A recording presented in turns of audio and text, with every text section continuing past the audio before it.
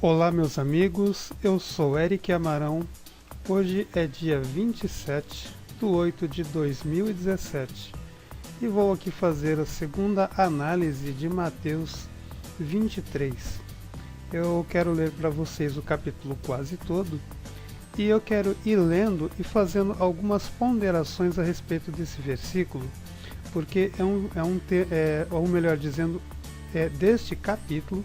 E, embora sendo antiguíssimo, ele ainda é muito atual. Vamos acompanhar a leitura, Mateus 23, vou começar do versículo 1, que diz assim: Então falou Jesus às multidões e aos seus discípulos, dizendo: Na cadeira de Moisés se assentam os escribas e os fariseus. Portanto, tudo o que vos disserem, isto fazei e observai, mas não façais conforme as suas obras, porque dizem e não praticam. Então nós vemos que aqui, no primeiro momento, Yeshua ele não se opõe ao ensino, como muitos alegam, ok? Porém, Yeshua se opõe às suas práticas, porque havia uma diferença entre a prática e o ensino.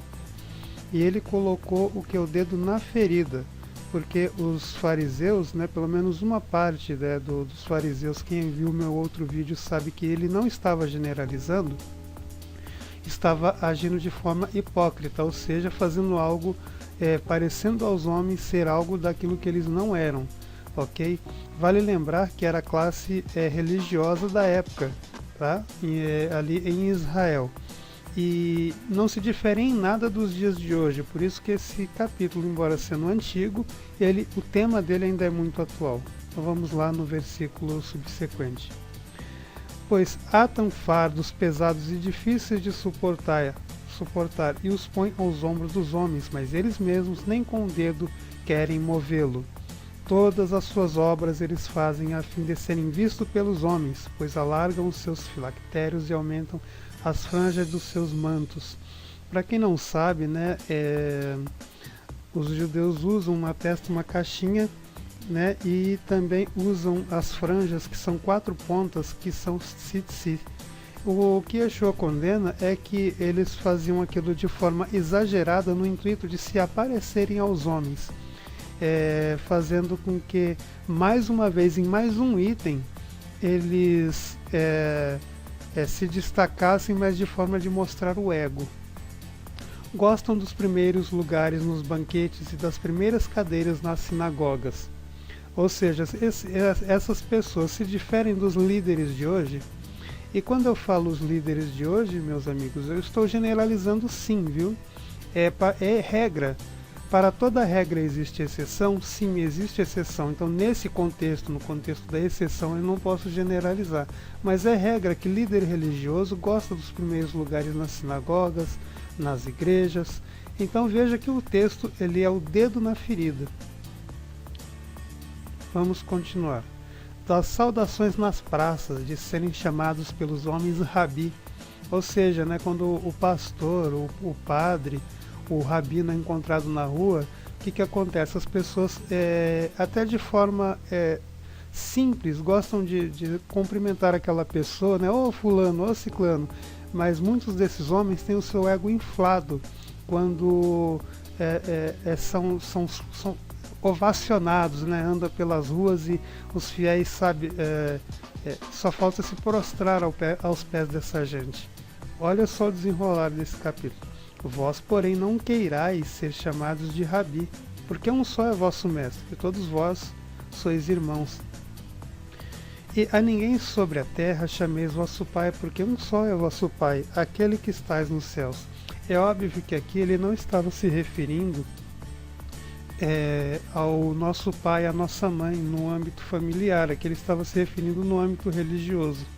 Nem queirais ser chamados de guias, porque um só é vosso guia e vosso mestre, o Cristo, ou o Messias. Mas o maior dentre vós há de ser vosso servo. Então aqui existe uma regra de ouro.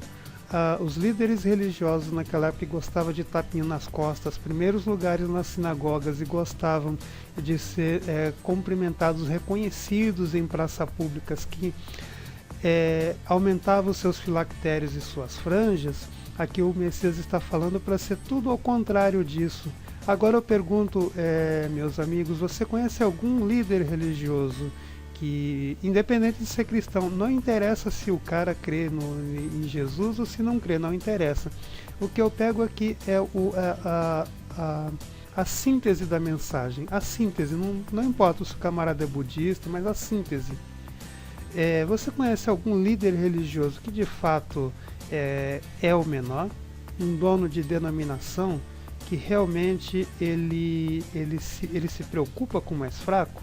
Ou será que é o contrário naquela época, ontem, hoje e vai continuar sendo amanhã?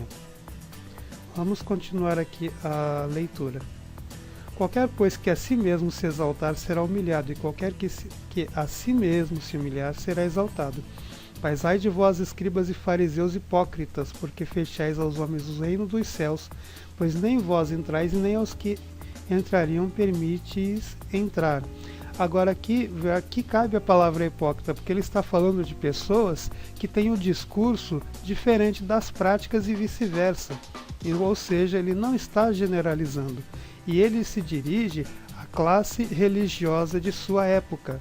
Vale lembrar que era assim naquela época, foi assim no passado, é assim hoje e amanhã vai continuar sendo assim.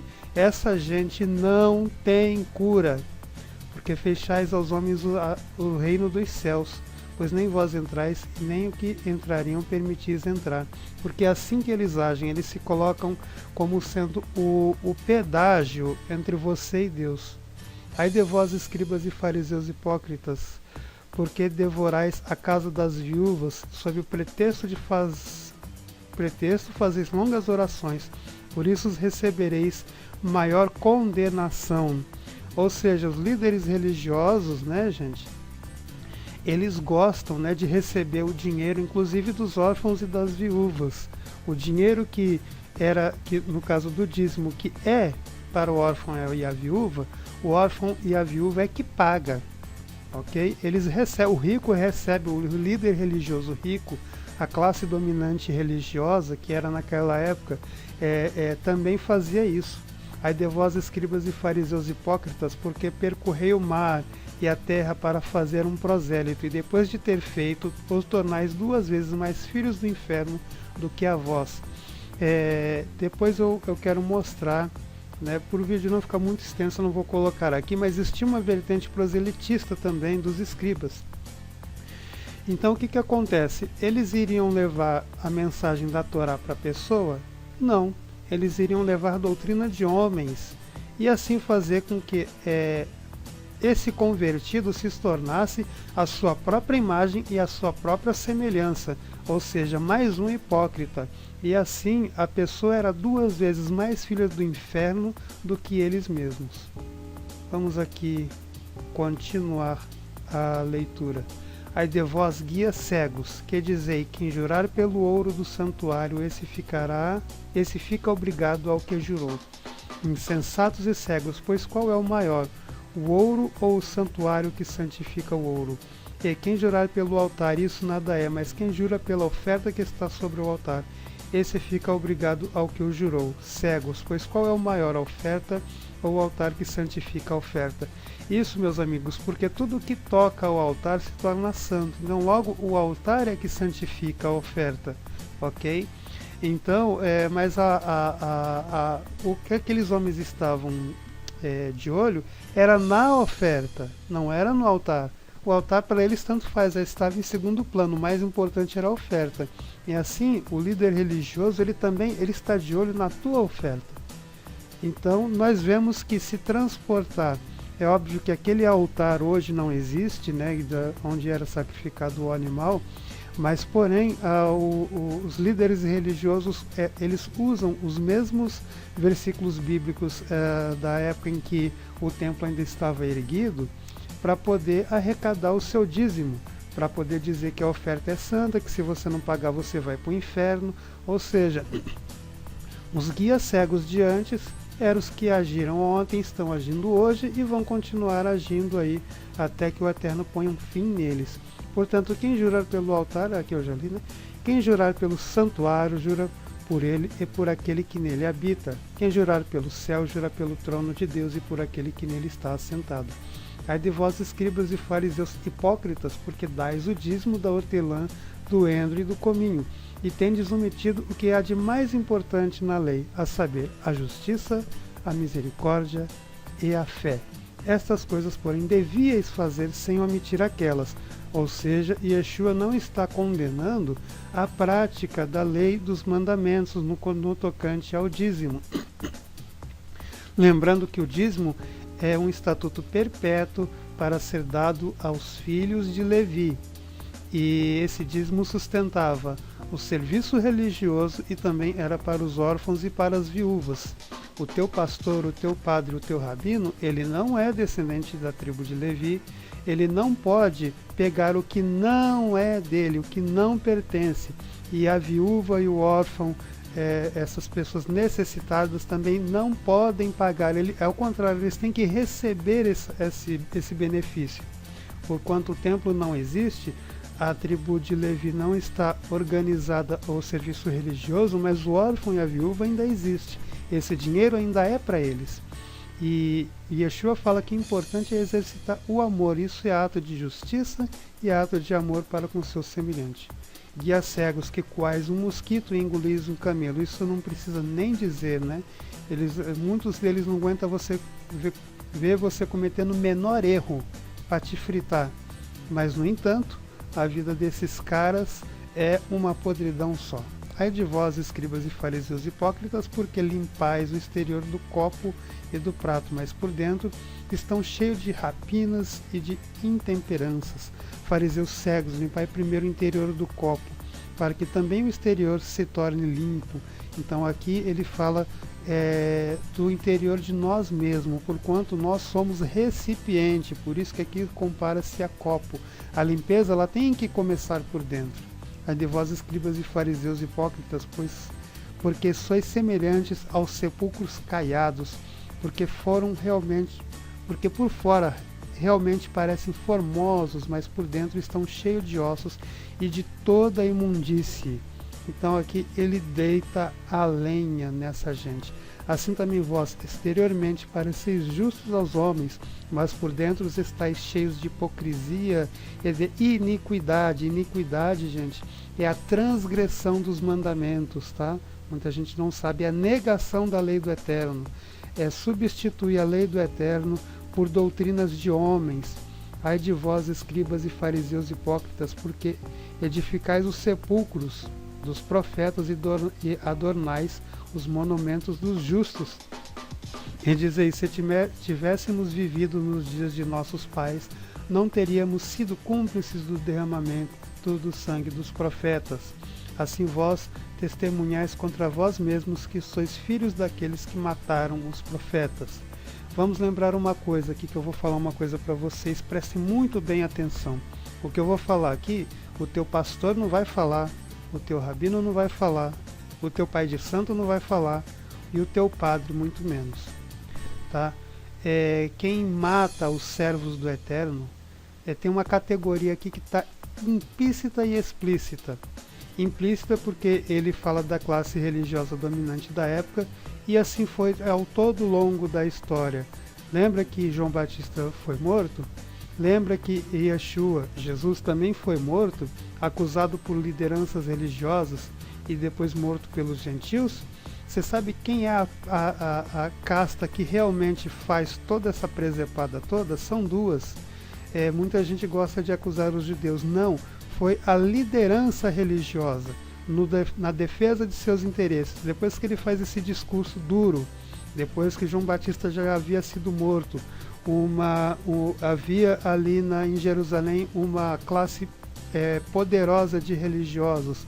Yeshua vai no templo, derruba a barraca dos cambistas, acaba expulsando aqueles homens. O shopping center do Herodes acaba mexendo com o quê? Com duas classes, política e a classe religiosa. Então essas duas classes, desde sempre, eles mandam e desmandam e matam quem eles querem.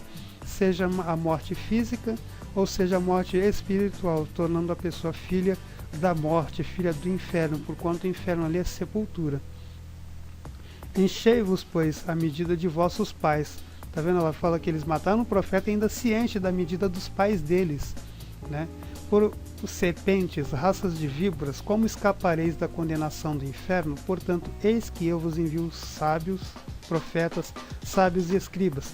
A uns deles matareis e crucificareis, e a outros perseguireis de cidade em cidade.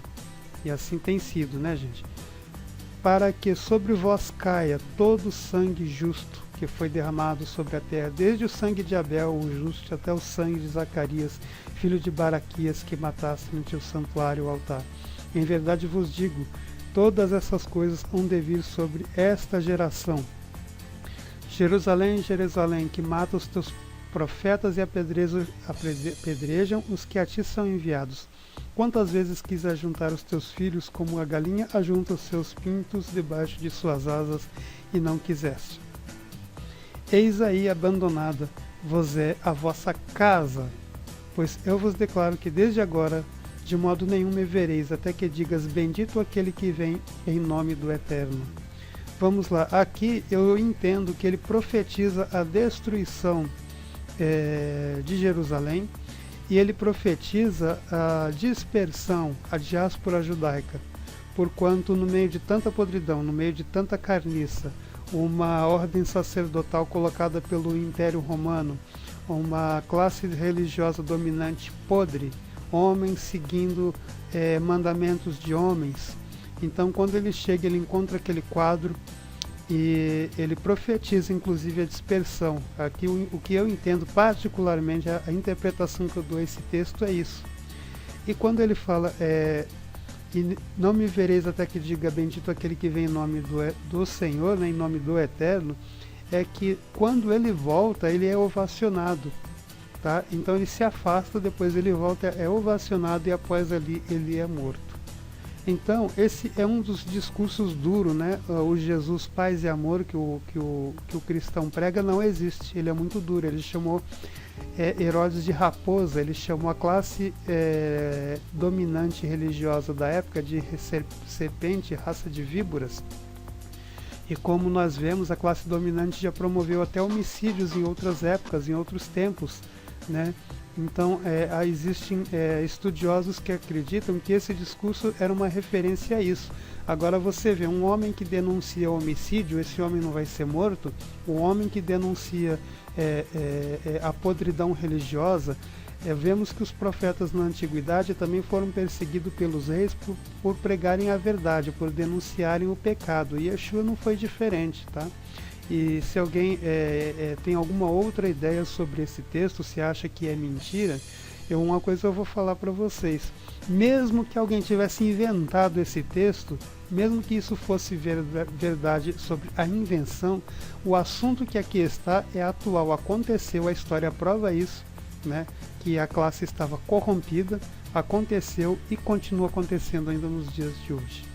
Eu vou ficando por aqui. Dúvidas, críticas e sugestões, deixem os seus comentários, tá? E até o próximo vídeo.